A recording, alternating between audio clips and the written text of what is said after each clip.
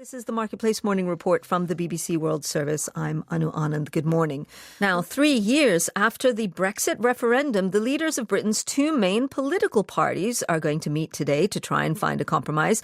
Prime Minister Theresa May is meeting Labour leader Jeremy Corbyn. She's also planning to ask the EU for another short extension to avoid the deadline next Friday of crashing out of the bloc without a deal.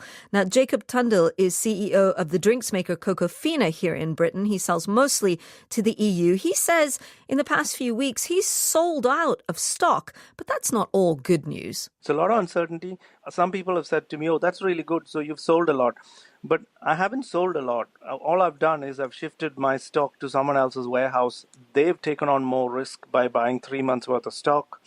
I'm now having to forecast what I'm going to have to make next, because if someone's bought 3 months worth of stock, are they going to come back or are they going to take longer to sell? It's quite hard to forecast. What about new markets? Are you trying to hedge your bets and say, okay, if the EU becomes harder, then we need to look elsewhere?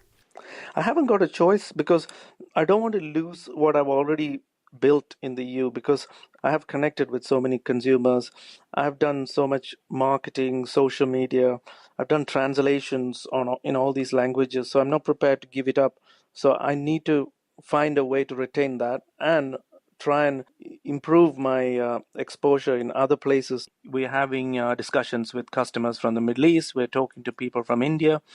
But of course, there are question marks about affordability because, food, we're producing food here in the UK. While it might look competitive here, I'm competing with products from all over the world. And what about the fact that the decision about Brexit has been moved slightly forward? Does that help? How many times can we do this before people get tired and say, this isn't going to happen. Maybe we shouldn't spend the effort and money to try and prepare. So, Jacob, for you, is there any silver lining to Brexit?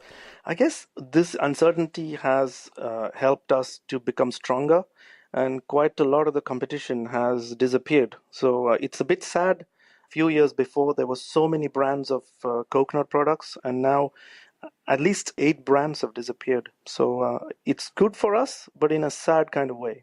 That's Jacob Thundil of Cocofina. Finally, it's got a 300-year relationship with the British public. Now, the upscale department store Fortnum & Mason has announced that it's expanding. It's going to open its first store outside the UK in Hong Kong. In London, I'm Anu Anand with the Marketplace Morning Report coming to you live from the BBC World Service.